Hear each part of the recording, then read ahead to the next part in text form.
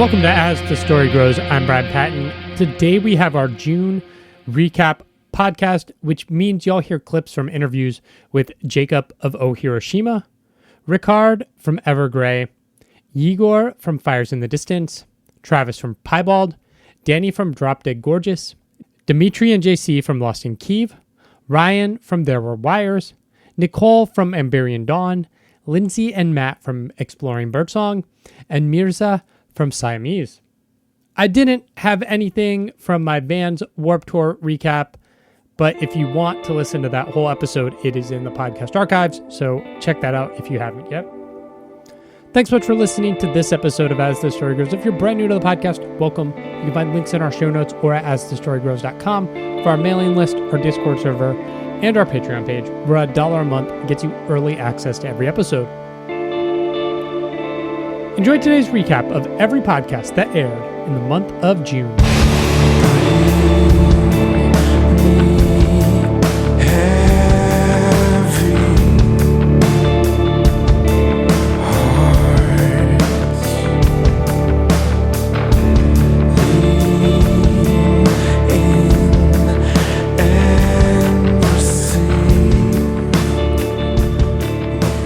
You guys were initially signed to Napalm Records.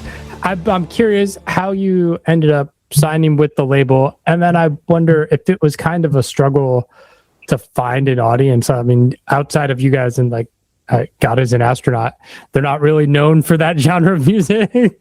Yeah. We in the beginning it was more like a side project for us to just explore the genre, and then.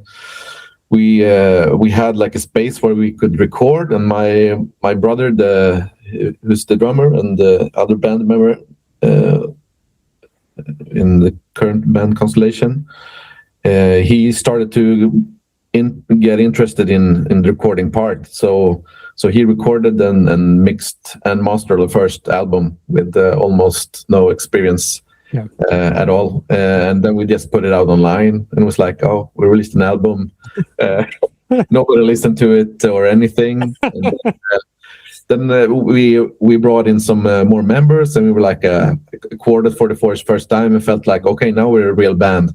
And we wrote a next record and recorded with like a guy who actually kind of knew how to record, had some experience, and he also like mixed and mastered the album. I think we paid him like 1,500 euros or dollars or something for the whole record, and we had to borrow like 1/3 of that from my father because that was all we had from in the band at the time, and we were all students. But that record, our second one, In Silence We Yearn, it kind of took off on YouTube.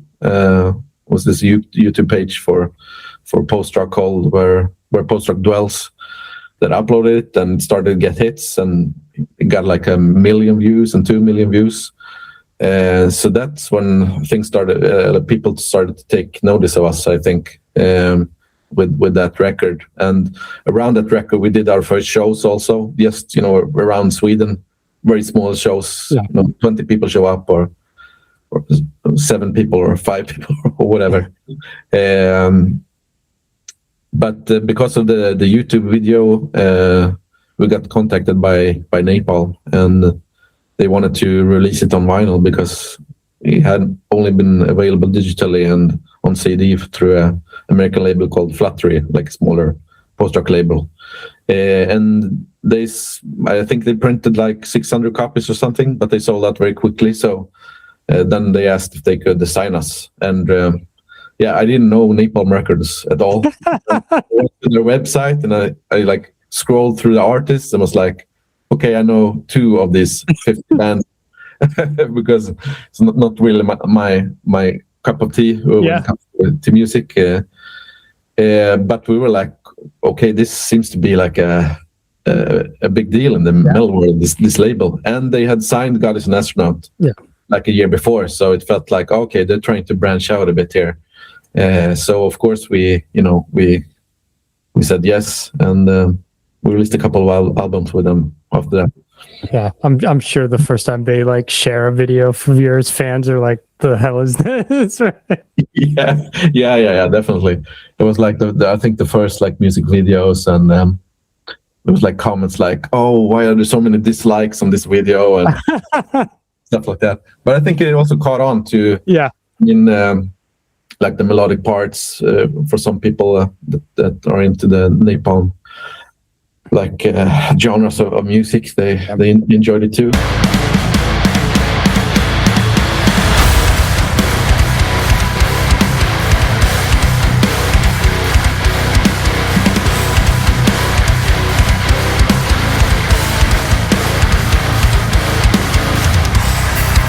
It's hard to believe when your life keeps on changing. Because you've been in the band so long and technology has changed so much, have you moved from like physical keyboards into more stuff that's on the computer and software synths? Yeah, I have, because it's convenient. It's good, especially when you do fly gigs.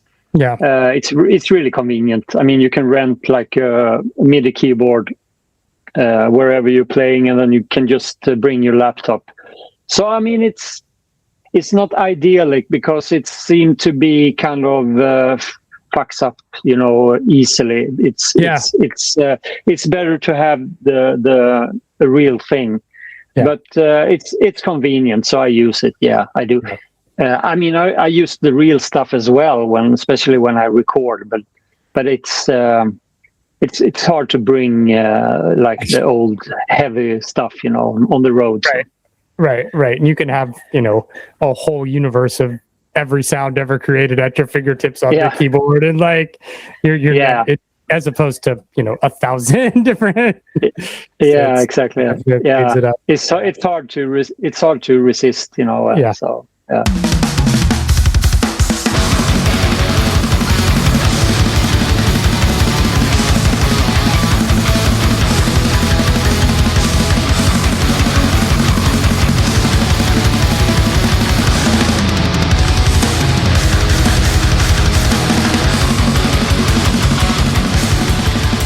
What was the kind of genesis point for this band? Well, Craig and I were in a mellow death band before that for a long time, Archaic Decapitator, which at one point I just wrote a song that was way too slow and melancholy for it. So I was like, all right, I'm not going to use this for Archaic. I'm just going to, like branch off. Like, not even, I wasn't even thinking about starting a whole band or anything. I was just like, I'm just going to do like this basement little project here. And that was Chained to the Earth from the first album. And then, that just kind of, I showed it to a couple of friends of mine, and that kind of ended up expanding and developing into a full band. And then once we practiced a couple of times at my old drummer's house, like through a huge PA with the backing tracks and stuff like that, it was pretty apparent that we had to like try to get this onto a stage at one point. Yeah. Just because the sound was just so enveloping and atmospheric. And it just grew from there. Frankly, It was never intended to be anything more than just like a little side thing. Yeah.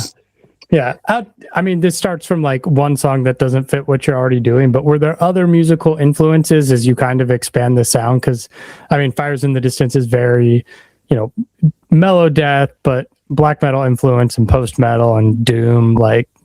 Yeah, of course. I mean, I listen to like a wide range of heavier music. There was bands like that I mentioned a lot, like In Shine, and like all of like Jari Lindholm's music. And there's a band from Finland called I'm gonna butcher the name, but Kaunis Kulematan, I believe. They're fantastic. Like I don't say doomy, but like there's also like slower, like melancholy, mellow death stuff, like Daylight Dies too. Like there was a ton of like bands in that kind of vein that didn't really fit what I was playing at the time, but like I said, I definitely appreciate. Like in the later years, I definitely started to appreciate more of the aspect of atmosphere over technicality. Yeah. So like that was just more interesting to me, and like developing and structuring like an atmospheric sound was just more interesting to me than just playing fast and technical. Yeah.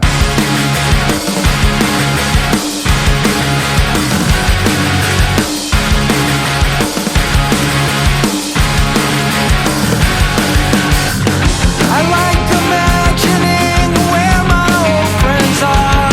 I can see them in their faces.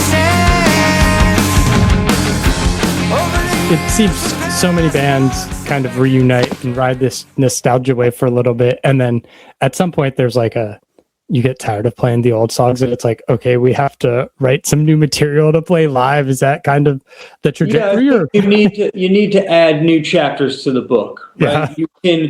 You can reissue your old records, which I think has also been kind of like a social boost for us, right? Yeah. Like people are like, oh, cool, you can get Piebald's records again, and they sound better, and it looks better. It's like the vinyl looks great, sounds great. The songs online sound great. So it's like, okay, cool, that brings attention. But I feel like eventually as creative human beings, we reached a point where it was like, you can't just play these songs forever. And they will be the basis of every Piebald set you hear forever. But that doesn't mean we don't want to still be creative and add something new. I mean, we're already together to play old songs. Why can't we be together to play new ones? Yeah. So I also think the Christmas EP sort of broke something open for us, because I was definitely against the idea of new songs. And then we did the Christmas thing, which was easier because they didn't have to be real Piebald songs. Right. They just had to be fun, and we had to enjoy playing them, and obviously they were holiday related, but they didn't have the weight of it being a true Piebald song. Yeah.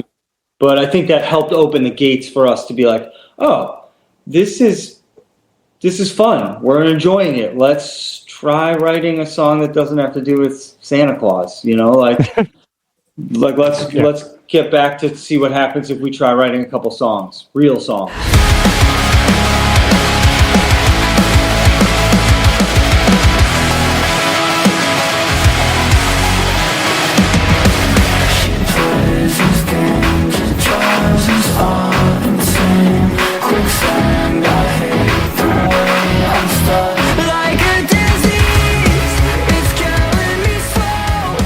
Did the impact of Kyle passing away kind of hinder the band getting off? Did that play a role as well?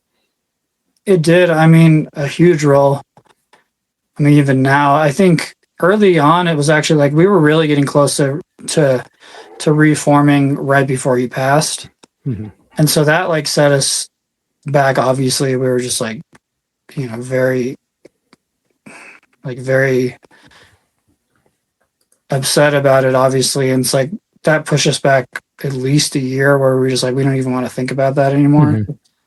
And then at some point it's like we kind of healed a little bit, and we were just like, and at the same time where like I broke my ankle, and we were kind of just, it almost like motivated us. It had the opposite effect, where once we had kind of like healed a little bit, it was kind of more like we want to do this a little bit for him in a way too, because like for me personally, it's like we were about to do it, and he wanted it probably more than anyone to do it in the band. And like I felt like it was like once he had passed and we had kind of healed, I was like, he wanted it this bad, and we were about to do it. It's like we have to see it through now, and kind of like his legacy, like kind of like move his legacy forward.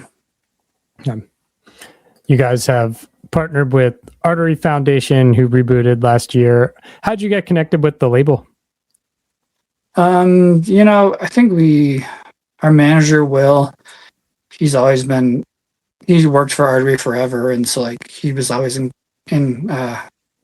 contact with them, and like they're from the same area in Sacramento, so we kind of talked to some different labels, and we ended up talking to Artery, and like they were trying to restart Artery at the same time we were trying to put some music out, so it was like really good timing, and like it just felt really natural. There was like really no like back and forth. It was kind of just like, we both want to do this, like let's just do it, you know. Yeah. So yeah, with the way the music industry works these days, you can kind of do whatever the fuck you want, right? Like you're not bound to the album format. You guys have released a handful of singles. Was that kind of the intention of just like, you know, dipping your toes back in the water and like, here's a new song and seeing how people react? Or was it just like, you know, this is part of a grander process for an album?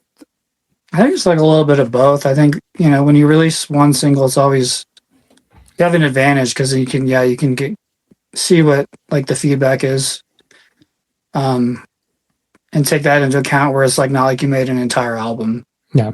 So that there's that advantage. But the biggest thing for us, I think, was just like with like the way songs are released and how much content is out there. For us, it felt like if you do one at a time, as opposed to dropping 10 at a time, it's like you can continue to get engagement, and you can kind of stay on people's radar a lot longer than if you drop 10 songs at once. I feel like it just kind of falls into the abyss unless you have like an insane amount of hype on what you're doing. Yeah. I think like one at a time seems to be a good way to do it, and just waterfall them, keep dropping them, build up momentum, and then maybe drop an album, or just combine them all together and form it into an album, which seems to be kind of the thing that a lot of bands will at least release like 3 or 4 singles until they, you know, combine it into an album. So we're kind of just like figuring it out as we put music out and trying to like adapt and pivot, you know.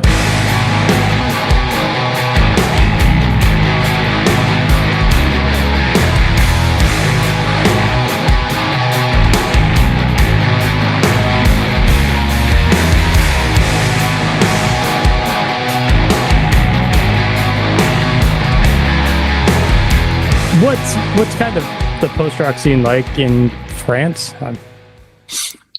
I think we have some cool bands, but you know, it's I would have the same answer. It's not dead, but it's not crazy. This is post-rock. This is like a kind of underground music, so you can't really know. People are curious, so that's cool. Yeah. Yeah, and it's also like, I don't know, I think it's worldwide, but I mean like classical post-rock, and this is just to explain why, like our new album is, you know, getting a little bit away from more classical post-rock. I think, I don't want to be mean, but I think it's becoming like a middle-aged guy music. Come on. It's like the post-rock fan are more like between I don't know, 40, sometimes 60 years old. So I don't know, like in France, for example, it's not a big scene of post-rock, but still you have some very interesting bands like this is guys from north of Frankfurt of Messier that just released like a pretty cool new album, because I think it's a perfect mix of classic post-rock. And on the other hand, they just added some touch of screamo, but it's not cliche in either way. So I think it's a very smart album. But otherwise, the French scene, well, that's not like in Belgium or Germany, where it's more active in post-rock, I guess. We have also Bruit. I forgot the Bruit, of course.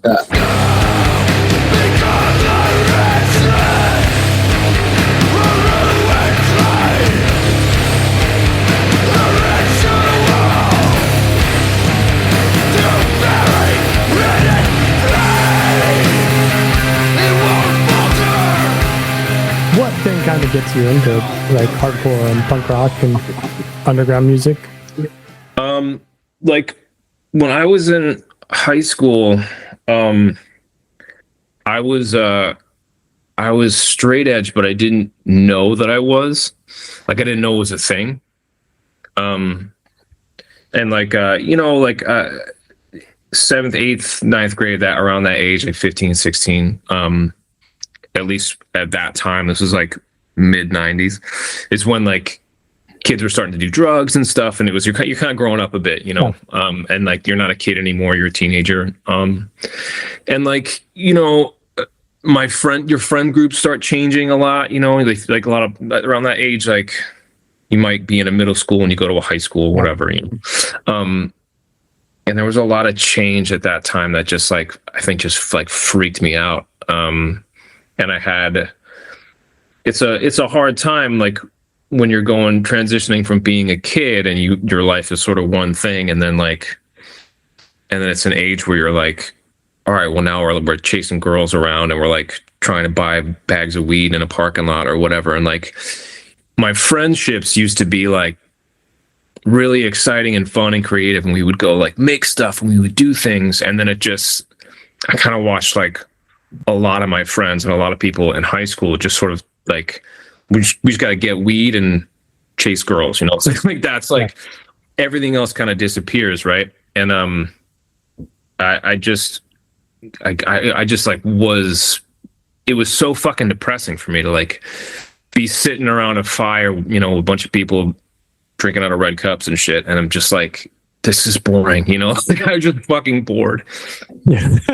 And like, you know, I think like being like being young and trying to contend with the fact that your life is changing and your childhood is kind of over. And, you know, I've always been like I think a lot, I think too much. And it was like there were a lot of problems with like alcohol and drugs. And I think pretty much anyone's family, there's addiction issues, you know, and anyone's, you don't have to scratch too far to find some sort of like addiction problem in someone's family, mine included. So, you know, there were like a lot of reasons not that I was like, this is not for me. Like, I just don't want anything to do with this. There's a lot of fucking problems here. And like, it was causing me problems. And, so I just like, I don't want to do this. And, so it was alienating, you know, being living somewhere really small and isolated where there was like no one else like that. Everyone else just like, we just want to fucking get weed and drink beer in the woods. And I was just not interested. And, you know, you tag along and you're like fucking just sitting, you're bored out of your mind, you know, like, and, I just wasn't having fun. And, someone gave me like a Gorilla Biscuits CD or tape. It was probably before the CDs. And I remember listening to that and being like, there's something about this and I didn't even know, like, I didn't even really know what I was getting into. And there was something about it that just really, he was an older kid that was like, he was here in the summer and like he just like, I don't know, like randomly he had like a Sam Black Church fucking tape and like a Gorilla Biscuits tape, whatever. And something about it just, I was like really, I don't know, made me really fucking excited because it didn't sound like anything else, you know? And then I remember going to a I went to Newbury Comics in Cambridge, and because I had a girlfriend in Cambridge, and I remember going to the record bin and trying to find like I think I was looking for another Gorilla Biscuits record, and then just like was flipping through 7-inches and found I found a Uniform Choice 7-inch, and straight edge band. I was like, you know, reading, and I just didn't know what it was, but I just saw it, looked at the cover, and started reading it, and I was like, these guys have songs about like not doing drugs. You're like, what the fuck? And so then, you know, I bought that. Thought this was just like a once the only band in the world. You know, like what is this? And it's, you know, Uniform Choice. Like, no, I'm not. No, it's not really my thing. but like, not if it's your thing, that's cool. But that kind of youth crew stuff like wasn't just, you know, there was something exciting about it, but it was like it wasn't kind of it for me. And then I remember going back to the record store and looking for. I was like, well, I'll see if there's any other Uniform Choice 7-inches because, like, you know, I want to see more of this kind of stuff and see if they have other stuff that maybe sounds a little different than this. And I found an Unbroken 7-inch, and it was the one with and fallen proverb on it. And that I like talk about like fucking just striking gold, you know, like I found that and I just looked at I remember I found it. So it was in the U section. So I found an undertow 7-inch and a unbroken 7-inch and just looked at the art and I was like, these look fucking cool. I don't know why. And then found out later that like Undertow is a straight edge band and like fucking so is Unbroken. Like I had no idea. So thank God for the U section at Newbury Comics. And the Unbroken 7-inch, I brought that home and I listened to it and I like could not fucking believe what I was hearing, you know, like and like I didn't know that like that I'd already like reached the top of the mountain, you know, like I had no idea. I just found this, just struck gold and I was like, what the fuck is this? And I remember showing it to some friends being like, listen to this. And they were like, I don't, you know, just didn't do anything for them. Yeah. And for me, it was like, I couldn't believe it. I couldn't believe it. And I was so long story, like the band I was in was like, we played Nirvana covers and stuff. Anyway, like, cause any fucking kid who can't play at all can play Come As You Are, right? You know, so that's what we played Nirvana songs because they're simple and we love Nirvana. And at the time, like, so I tried to like get the guys I was in the band with like, hey, let's do some of this kind of stuff. And they were just not, you know, it's not their thing. Yeah. You know, and then like slowly over time, you start to you meet people and it's like, I don't know. It's the same as everyone else's story, I guess, you know, I saw some kid who kind of, you know, looked like me and we started talking about music and he gave me some tapes, you know, and I was working at an Army Navy store here and this guy came in and we just started talking about music. And the next day I came into work and there's a huge stack of zines and a stack of CDs, like, you know, like 35 CDs and like 10 or 15 zines. He was from Syracuse. And so there's like Earth Crisis in there and a bunch of stuff, bunch of like Syracuse bands. This guy's name was Grez and he's we're still really close now. And he lives in New York. And so like that was a huge thing. You know, he introduced me to a ton of fucking bands I never would have heard of, like Damnation AD, Dead Guy, just tons of stuff. And you know, then you hang out with that guy and his friends, and then you go to a show, and you know, there you go. Nice. But it's weird. It's like I don't know. Like it's like it finds you. You know, like it's if it just like I played that for my friends, right? And like it didn't mean fucking anything. Like, you know, like I was like, listen to this shit. And they were like, yeah, it's kind of loud, you know? And to me, it was like, I could not, it was like, you know, I found something I didn't even know I was looking for, you know? And it was like, I don't know, that feeling, like listening to something like that and just being like, what is this? And like, I didn't even know this was possible, you know? And that 7-inch is just it's still, you know, like I listen to that and I can't believe it. it's yeah.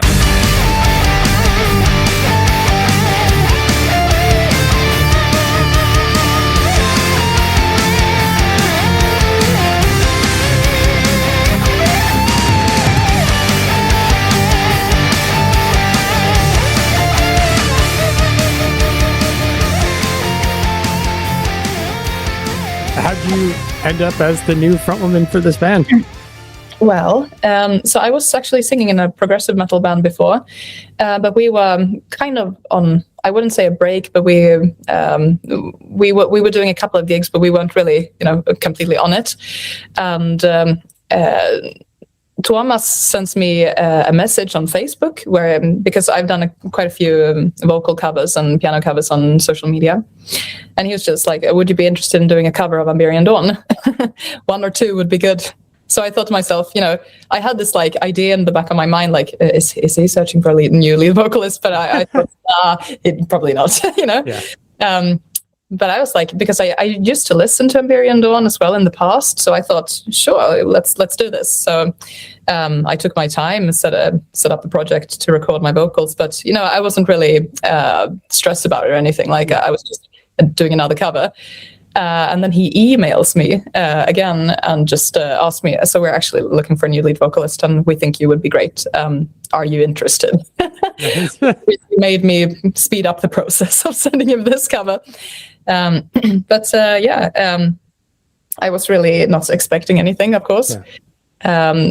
But they liked my voice. They thought it was different, and which made me super happy, of course. So after that, I just recorded a lot of different covers for them, just so they could see kind of what my voice could do, but also which songs where I would fit and what I wouldn't fit as well in.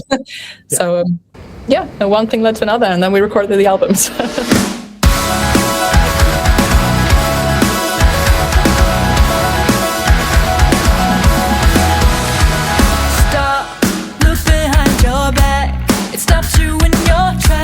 I know you've seen this thing before. There can't be a mistake. I said it wasn't fake. I think I'm gonna break. I think you can, have your fingers in a lot of genres and appeal to a lot of people, whether they're pop fans or adult contemporary or metal fans, right? I think your music can touch a lot of different genres, and I imagine your audience is super eclectic because of that. Yeah, I would say so. I mean, it kind of speaks to my point that I was just saying, we do, especially in metal, even though like our music, it doesn't strictly fall into that area, we are so influenced by metal and heavy music. So like, even though it's difficult to read in the music, it's all there. I mean, you were talking about Matt's drumming, and that's a perfect, case in point. You can hear Caligula's horse in a lot of your playing, Matt. There's been moments where we've been sat with you and you said like, I love this thing that Josh does sometimes, where he like and it finds its way into your playing. This is going to be like, oh yeah. yeah. Did I? What? Yeah. So there's so much that goes into it, but it just sort of finds its way and coming out in strange ways. Yeah, I think that's it. I think the thing that we do well, so we've never compromised on what ever. From day one, we've always written the music that we want to write, and I think it'd be easy to, and I think this can happen these days when bands fall into a trap of doing what's fashionable like at the time and what is like cool at the time. That we've seen recently where like Deftones is the band to sound like, and for the last like since Lowe's did it on brought back the shoegaze thing in like a really cool innovative way in like 2020 or whatever, that there are still bands now that are going, oh well, I let it in and it took everything, so I'm gonna but I think if you do that, you're always sort of going to be behind the curve, because Lowe's didn't look at anyone in particular, I don't think, and go, oh, they're doing that sounds like that, so that's cool, that record is just really cool, and right. and for the time it's like, do you know what I mean, it's completely new. Like I said, I think what we do well is that we don't compromise, and we haven't really compromised on the music that we want to write, and now we're getting to a point where people are like, some people I say are like, oh, I really like the first EP or the first two EPs, and I'm like, I want to hear like the really proggy piano stuff, and I'm like, oh, that feels like we're a proper band now, because people are saying it. I'm like, yes, we're there. I'll follow you willingly. I am all yours to drown. I wouldn't even notice, 'cause you get gravity, drag me into the dark. Shadows dancing in the blue moonlight. Musical direction of the band, were there because you're not like a real heavy screaming band, I mean, your vocals feature prominently. Was there a musical direction or conversations about how you wanted the band to sound when you kind of kicked off to just be Siamese, or was it just kind of natural? I mean, when we started off, like when we kind of evolved something that we could call our own, we had very few kind of inspirations back then. Like, you know, my I would call them like my major grand first inspirations were bands like Incubus and System of a Down. Mm-hmm. But moving on from that really quickly, we really wanted to sound like Emerosa. We wanted to sound like Issues. We wanted to sound like Dance Gavin Dance. Those were all of a sudden our inspirations, which back in the 10th, like from 10 to 15, at 20 to even 18, there was not a lot of bands doing that. Like that melodic, so poppy, so focused on like going out. And basically, if you want to write a good rock song, a heavy song, you listen to pop music and you take what pop music does and do it. And, you know, and we had a tough time, you know, conveying that message at times because it's so authentic for a larger part of the scene. Yeah. Which now, today, it's totally normal. This is what everybody does. Like if you listen to, just saw an interview with Thornhill and he talks about it. Like if you want to make a good metal song, you should just listen to pop music instead of, you know, which I agree. I've been doing it for 10 years. So like, you know, it's like, that was back then. And we felt, especially in our corner of the world, in Europe, they were really not many of them doing it like that. Like the really, really poppy things. So in Europe, we were kind of left alone. Now there's like loads of bands doing it, which I completely understand because it works. So that was like our outtake. We wanted to do heavy pop music. Yeah. And now it's changed again. Like with once we released Home, we dialed back on that. We deliberately, every time I got a melody that's really poppy, that would sound like NSYNC or like something 90s boy band, we would just rip it off and not do it because we didn't want to go back to that. From that, we had an album called Shameless, very much that era. And every time we did that, we ripped it apart. We wanted to be heavier. We've grown a little bit older, felt more authentic that way.